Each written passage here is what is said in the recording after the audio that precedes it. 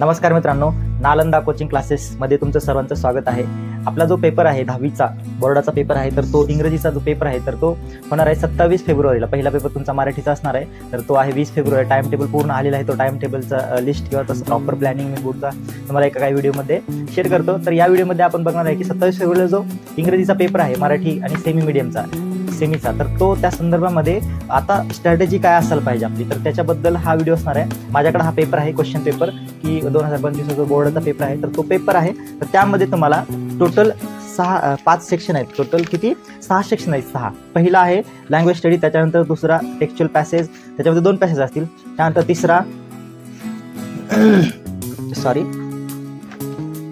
तिसरा सेक्शन आहे तुमचं पोएट्री, आणि त्यानंतर पुढचं पोएट्रीच्या नंतर नॉन टेक्स्च्युअल पॅसेज चौथा सेक्शन, 5वा सेक्शन तुमचं रायटिंग स्किल, 6वा सेक्शन आहे तुमचं स्किल डेव्हलपमेंटचं, हे ना 5 मार्काला आहे। अशा पद्धतीने तुम्हाला पूर्ण 6 सेक्शन जे आहेत ते 80 मार्कासाठी आहेत, आणि ह्याचं तुमचं वेटेज किती आहे किंवा त्या प्रत्येक सेक्शनला किती मार्क आहे, तर याची सुद्धा आपल्याला काळजी घ्यावी, त्याची सुद्धा आपल्याकडे इन्फॉर्मेशन माहिती असली पाहिजे, जेणेकरून तुम्हाला पेपर तुमचा वेळेत सॉल्व्ह होतो आणि जास्तीत जास्त मार्क पाडायला चान्सेस असतात। तर पहिली गोष्ट काय करायची, तुम्हाला सेक्शन पहिला लँग्वेज स्टडी जो आहे हा लँग्वेज स्टडीचा, तर याच्यामध्ये तुम्हाला 10 मार्काचं सेक्शन आहे। 10 मार्काचं एकदम सोपं आहे। तुमचं ओव्हरऑल जर स्टडी असेल, ओव्हरऑल जे स्टडी केलेली आहे तुम्ही 1 इयर तुमचं जे प्लॅनिंग असेल इंग्लिशचं, तर त्याच्यामध्ये पूर्ण हा सेक्शन आणि शेवटचा जो तुमचा म्हटलेला आहे मी स्किल डेव्हलपमेंटचा सेक्शन, दोन्हीही सेक्शन हे तुमचे ऑटोमॅटिक इझी तुमचे तयारी होऊन जाते, प्रिपेअर करून जाता तुम्ही। फक्त काय करायचं, त्याच्यामध्ये तुम्हाला सेक्शन तुमच्याकडे क्वेश्चन पेपर असेल किंवा मोबाईलमध्ये PDF असेल, त्याची PDFची प्रिंट करा। मी या व्हिडिओच्या खाली तुम्हाला 2025चा जो क्वेश्चन पेपर आहे, तर तो क्वेश्चन पेपर तुम्हाला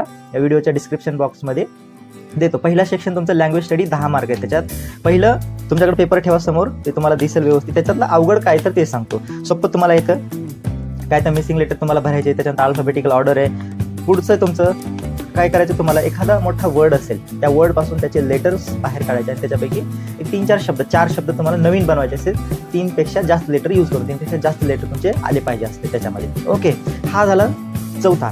पुढं तुमचं त्याच्यामध्ये अवघड जातं तुम्हाला काय, पंक्च्युएशन मार्क, आणि त्यानंतर तुमचं असते तुमचं फ्रेज आणि क्लॉजमध्ये फ्रेज यूज करून तुम्हाला वाक्य बनवायचं असतं, बरोबर आहे। एखादी फ्रेज आहे इन फ्रंट ऑफ अशी फ्रेज असेल, तर त्या फ्रेजला यूज करून तुम्हाला नवीन वाक्य बनवायचं असतं। मग हे वाक्य बनवायचं थोडं अवघड असतं, त्याच्यासाठी आपल्याला प्रॅक्टिस लागते, म्हणजे रेग्युलर डेली बेसिसवरती आपण रीडिंग केलं पाहिजे, कंटिन्युअसली रीडिंग रायटिंग केलं तर तुम्हाला वाक्य बनवता एकदम सिंपल आहे। पहिलं सेक्शन 10 मार्काचं आहे, सोडायचं नाही, हाताचे मार्क आहेत, घरून जातानाच परीक्षेला ते मार्क घेऊन जायचे। पहिलं सेक्शन 5 मार्क आणि शेवटचं सेक्शन लँग्वेज स्टडीचे 5 मार्क। ओके, पहिलं सेक्शन झालं 10 मार्काचं। त्याच्यात परत एकदा सांगतो, मिसिंग लेटर्स करायचे तुम्हाला, अल्फाबेटिकल ऑर्डर्स आहेत, त्यानंतर पंक्च्युएशन मार्क आहे, आणि make 4 words using given word, letter use करायचे 3-4, त्याच्यापैकी मोठा शब्द। परत आहे तुमचं वेब चार्ट कंप्लीट करायचे। क्वेश्चन पेपर मी स्क्रीनच्या तिथं स्क्रीनवरती एक लेफ्ट साईडला टाकतो तो क्वेश्चन पेपर, ते बघा 5वा क्वेश्चन आहे तुमचा। त्याच्यामध्ये एक सेक्शन ए मध्ये, सेक्शन पहिल्यामध्ये काय तुमचं वर्ड चेनच्या नंतर आहे तुमचं बी मध्ये, त्याच्यात तर तुम्ही म्हणताय की फ्रेज आणि क्लॉज, ओके, आणि सफिक्स आणि प्रिफिक्स। पहिल्या सेक्शनमध्ये 3च प्रश्न अवघड आहेत, की जे म्हणजे तुमचे पंक्च्युएशन मार्क एक अवघड जातो तुम्हाला, आणि फ्रेज पासून वाक्य बनवायचे किंवा क्लॉज पासून वाक्य बनवायचे। ओके, त्यानंतर सफिक्स आणि प्रिफिक्स सिंपल आहे। हे झालं तुमचं पहिलं लँग्वेज स्टडी, एकदम सोपं आहे हे। 10 मार्क आणि सेक्शन 6 मधले 5 मार्क, 15 मार्क झाले। त्याच्यानंतर या सेक्शन नंबर किती 4 मध्ये सेक्शन नंबर 3 जो आहे तो पोएट्रीचा सेक्शन आहे, त्यामध्ये तुम्हाला 5 मार्क पोएम क्वेश्चन आन्सरला असतात आणि 5 मार्काची पोएम ॲप्रिशिएशनला असते। म्हणजे लँग्वेज स्टडीचे 10 मार्क, स्किल डेव्हलप म्हणजे 5 मार्क 20 झाले, 15 झाले, आणि ॲप्रिशिएशनचे 5 मार्क 15 झाले। त्याच्यानंतर पोएटचे जे क्वेश्चन असतात ते सुद्धा 5 मार्क, एकदम सिंपल असतं। सगळ्या पोएमचे ॲप्रिशिएशन मी देणार आहे तुम्हाला एकाच व्हिडिओमध्ये, तेही व्हिडिओ येतील। तोपर्यंत चॅनलला सबस्क्राईब केलं नसेल, अजूनही जर सबस्क्राईब केलं तर सबस्क्राईब करा, मित्रांना शेअर करा, आणि या व्हिडिओला लाईक करा। ओके, 20 मार्क झाले इथं।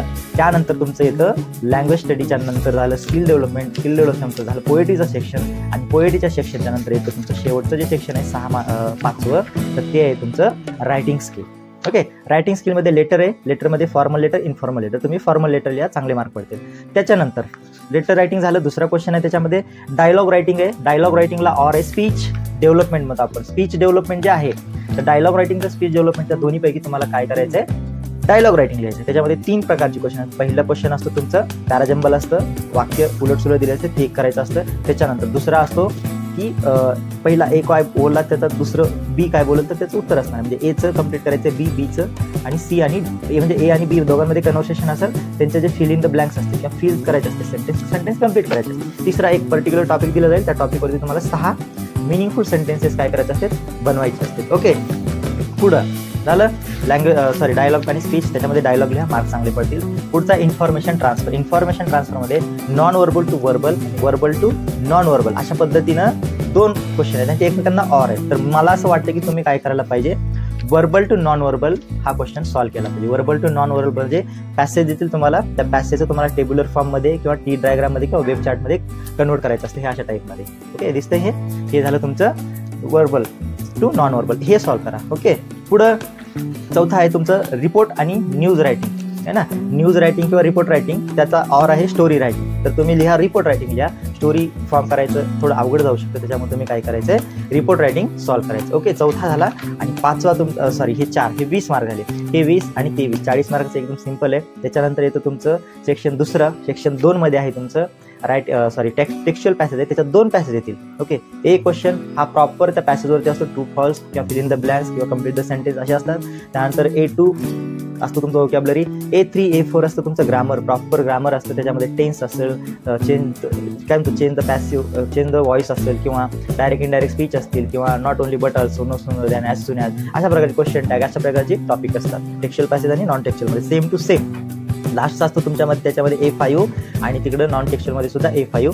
तर ते असतं तुमचं पर्सनल रिस्पॉन्स. तुम्हाला एखादा तो पॅसेज जर दिलेला असेल, तर पॅसेजमध्ये तुम्हाला एक रॅन्डम क्वेश्चन असतो, जो की पूर्ण पॅसेज तुम्हाला समजून घ्यायचा असतो, आणि तुमचं स्वमत म्हणतो मराठीमध्ये त्याला, ते स्वमत तुम्हाला त्या पॅसेजच्या रिलेटेड किंवा तुमचं जे विचार आहेत त्या क्वेश्चनच्या रिलेटेड तुम्हाला त्या उत्तरामध्ये लिहायचे असतात. ओके, हे झालं तुमचं टेक्स्च्युअल नॉन टेक्स्च्युअल पॅसेज. आणि ते रायटिंग स्किल, पहिलं लँग्वेज स्टडी, दुसरं टेक्स्च्युअल पॅसेज म्हणजे 2 पॅसेज. ओके, हे झाले सगळे टोटल. आता मार्क कसे पाडायचे, जास्तीत जास्त जर तुम्हाला मार्क पाडायचे असतील तर तुमचं रायटिंग एकदम परफेक्ट असलं पाहिजे. पहिल्या सेक्शनला, शेवटच्या सेक्शनला आणि पोएट्रीला काहीच प्रॉब्लेम नसला पाहिजे.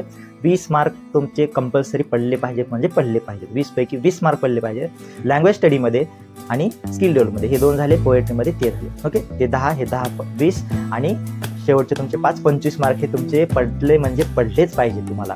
ओके, हे 25 पडले. त्याच्यानंतर आता ॲड कसे करत जायचे मार्क. टेक्स्च्युअल पॅसेज आहे, टेक्स्च्युअल पॅसेजमध्ये तुमचे 10 पैकी 2 पॅसेज आहेत, म्हणजे 10 मार्काचे. 20 मार्काचे पॅसेज, 20 पैकी तुम्ही काय करा, 18 मार्क घ्या ना. 2 मार्क, एक मार्क इकडच्या पॅसेजमध्ये आणि इकडच्या पॅसेजमध्ये 1 मार्क जाऊ द्या.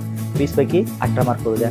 तिकडं कशामध्ये तुमचं नॉन टेक्स्च्युअलमध्ये 9 पडू द्या 10 पैकी. ओके, किती झाले, 9 2 18 9 27 मार्क झाले. 25 आणि 27 केले, 25 50 आणि 2 राहिले, 52 मार्क झाले. इथं हे 52 मार्क तुम्हाला पडले पाहिजे. त्यानंतर येतो तुमची summary writing. Non textual passage जो आहे, त्या नॉन टेक्स्च्युअल पॅसेजवरती एक समरी असते, तिला 5 मार्क असतात. 5 पैकी 4 मार्क तुम्हाला पाडायचे. कितीही नाही म्हटलं तर त्याचं टायटल व्यवस्थित द्यायचं. टायटल दिलं, टायटलच्या नंतर तुम्हाला व्यवस्थित ती समरी, तो पॅसेज व्यवस्थित समजून घ्यायचा आहे. आणि त्या पॅसेज समजल्यानंतर तुम्हाला तो क्वेश्चन, तो उत्तर, त्याचं उत्तर प्रॉपर आन्सरमध्ये तुमच्या वर्डमध्ये ते उत्तर लिहायचं आहे. टोटल झाले तुमचे 52 आणि 5 57, 52 आणि 4 56, 4 मार्क पकडू.